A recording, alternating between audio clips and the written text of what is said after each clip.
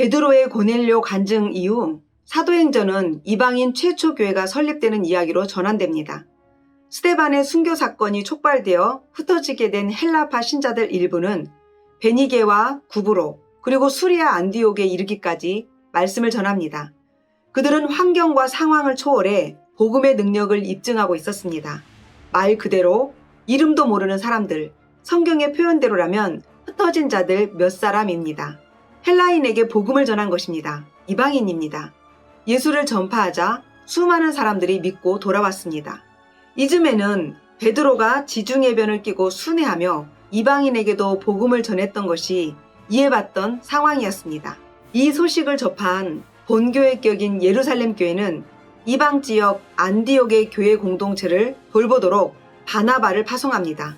왜냐하면 예루살렘 교회의 사도들은 새롭게 세워진 공동체가 교회의 본질이 보호되기를 원했습니다. 복음이 다른 혼합주의로 혼란스러워지면 안 되기 때문이었습니다.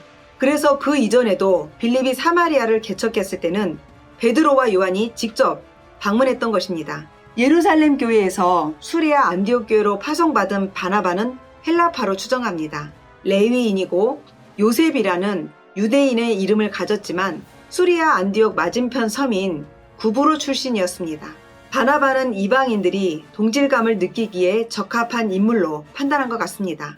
그가 수리아 안디옥 교회를 담임한 것입니다.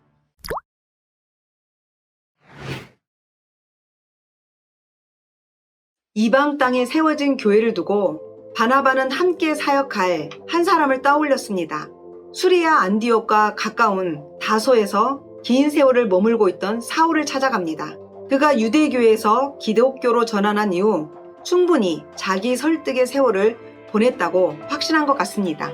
고향에서 10년째 살고 있던 사울에게 공동사역을 제안한 것입니다.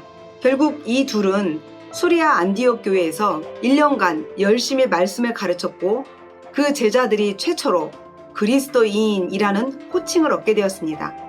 소리 없는 물방울이 바위를 뚫습니다. 복음은 이방인의 장벽을 허물고 교회를 세웠습니다. 사도행전 저자인 누가는 다메섹 사건을 겪은 사울이 약 15년 가까이 지났는데도 여전히 사울을 바울로 호칭을 바꾸지 않습니다. 이 점도 염두에 둡시다.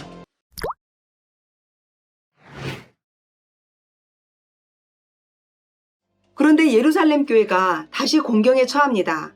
안팎의 어려움입니다. 심한 흉년으로 안으로는 교회가 고통을 당합니다. 수리아 안디옥 교회에서 위로금을 모읍니다. 바나바와 사울을 예루살렘 교회에 보내 마음을 전합니다. 그런데 막상 가보니 설상가상입니다. 외부로부터 또 다른 핍박을 교회가 겪고 있었던 것입니다. 헤롯 아그리빠 1세 왕이 교회 지도자들을 해칩니다. 요한의 형제 야고보가 그의 칼에 죽습니다. 유대인들의 환심을 사기 위한 처사였습니다. 사도 중 최초의 순교자입니다. 베드로도 옥에 가둡니다. 다행히 베드로는 하나님이 보내신 천사의 도움으로 풀려납니다. 반면에 헤롯은 벌레에 먹혀 죽음을 당합니다. 예루살렘을 방문했던 바나바와 사울은 그 상황을 다 겪었던 것 같습니다. 다시 수리아 안디옥으로 복귀합니다. 이때 바나바의 조카인 마가를 함께 데리고 돌아옵니다. 그는 나중에 바나바와 사울이 선교 여행을 시작할 때 함께 떠나는 인물입니다.